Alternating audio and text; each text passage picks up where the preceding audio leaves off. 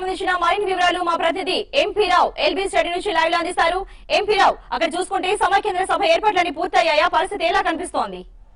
సమైక్యాంధ్ర సభ ఏర్పాట్లు పూర్తవడమే కాదు, ఇప్పటికే సీమాంధ్ర నుంచి వచ్చినటువంటి ఉద్యోగులంతా కూడా పెద్ద ఎత్తున తరలి వస్తూ ఉండడంతో బయట పోలీసులు కూడా వారిని కంట్రోల్ చేయలేని పరిస్థితి నెలకొనడంతో ఇప్పుడే అంటే ముందుగా అనుకున్న దాని ప్రకారం అయితే 11 గంటల నుంచి ఉద్యోగస్తులను ఎల్బీ స్టేడియం లోపలికి అనుమతించాలని అనుకున్నారు. కానీ పెద్ద ఎత్తున ఉద్యోగస్తులు తరలి వస్తూ ఉండడం ఎల్బీ స్టేడియం చుట్టుపక్కల ప్రాంతాల్లో అటు ఓయూ విద్యార్థులు కానీ టీఆర్ఎస్ నాయకులు కానీ చేస్తున్నటువంటి ఆందోళనలతో బయట సీమాంధ్ర నుంచి వచ్చినటువంటి ఉద్యోగస్తులు బయట ఉండడం అంత మంచిది కాదని భావించినటువంటి పోలీసులు ముందుగానే వీరందరినీ కూడా లోపలికి అనుమతిస్తున్నారు. ప్రస్తుతం మనతో పాటు AP NGO Hyderabad city president ఉన్నారు. ఆయన అడిగి అసలు ఎంతమంది ఉద్యోగస్తులు సీమాంధ్ర జిల్లా నుంచి వచ్చారు అని అంచనా వేస్తున్నారు. వారిని అడిగి మరిన్ని సార్ చెప్పండి, అసలు ఇప్పటివరకు ఎంతమంది ఉద్యోగస్తులు మీకు సీమాంధ్ర జిల్లా నుంచి ఇక్కడ వచ్చి ఉంటారని మీరు భావిస్తున్నారు?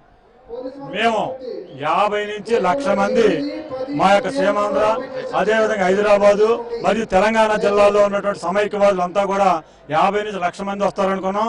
అయితే ఊహించని రీతిలో, కనీవిని ఎరిగిన రీతిలో మరి ఈ సభకి లక్షలాది మంది తరలి వస్తున్నారు.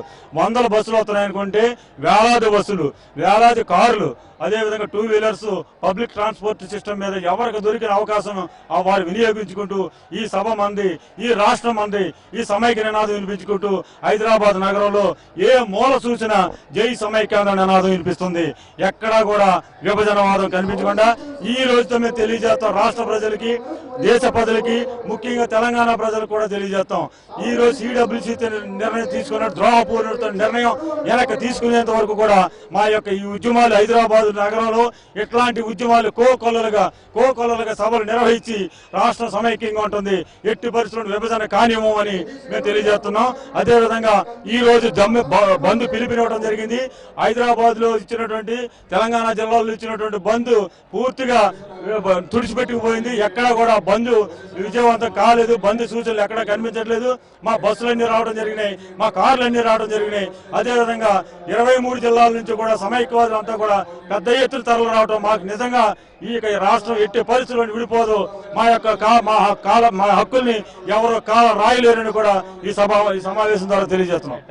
సో మొత్తాన్ని చూసినట్లయితే మధ్యాహ్నం 2 గంటల నుంచి 5 గంటల వరకు కూడా సభ జరుపుకోవడానికి హైకోర్టు అనుమతి ఇచ్చింది. అయినప్పుడు దాని ప్రకారం 11 గంటల నుంచి కూడా సీమాంధ్ర జిల్లాల నుంచి వచ్చేటటువంటి ఎవరైతే ఏపీ ఎన్జిఓలు కానీ ఇతర ఉద్యోగస్తులు కానీ ఉన్నారో వారందరినీ కూడా 11 గంటల నుంచి ఎల్బీ స్టేడియం లోపలికి అనుమతించాలని చెప్పి పోలీసులు భావించారు. కానీ బయట నెలకొన్నటువంటి ఉద్రిక్త పరిస్థితుల దృష్ట్యా, అలాగే పెద్ద ఎత్తున సీమాంధ్ర జిల్లా నుంచి ఉద్యోగస్తులు తరలి వస్తున్నటువంటి దృష్ట్యా వారిని ఒకేసారి లోపలికి అనుమతించడం అనేది వీలు పడదు కనుక వారిని ముందుగానే లోపలికి అనుమతించే ఉద్దేశంతో ఇప్పటికే పోలీసులు ఉద్యోగస్తులందరినీ కూడా లోపలికి పంపిస్తున్నారు. ఇప్పుడు ప్రతి ఒక్కరిని కూడా సీమాంధ్ర జిల్లాల నుంచి కానీ హైదరాబాద్ నుంచి కానీ ఎవరైతే ఈ సీమాంధ్ర ప్రదేశ్ సభకు వస్తున్నారో వారందరినీ ప్రతి ఒక్కరిని కూడా ఐడెంటిటీ కార్డు క్షుణ్ణంగా పరిశీలించిన చోటనే పోలీసులతో పాటుగా ఏపీ ఎన్జిఓలు కూడా కొంతమంది వాలంటీర్లను ఏర్పాటు చేసి ప్రతి ఒక్కరి యొక్క ఐడెంటిటీ కార్డులను క్షుణ్ణంగా పరిశీలించిన తర్వాత లోపలికి అరేంజ్ చేస్తున్నారు. ఇప్పటికే మనం చూసినట్లయితే ఎల్బీ స్టేడియంలో చేరుకున్నటువంటి ఉద్యోగులంతా కూడా పెద్ద ఎత్తున సమైక్యాంధ్ర నినాదాలు చేస్తున్నారు.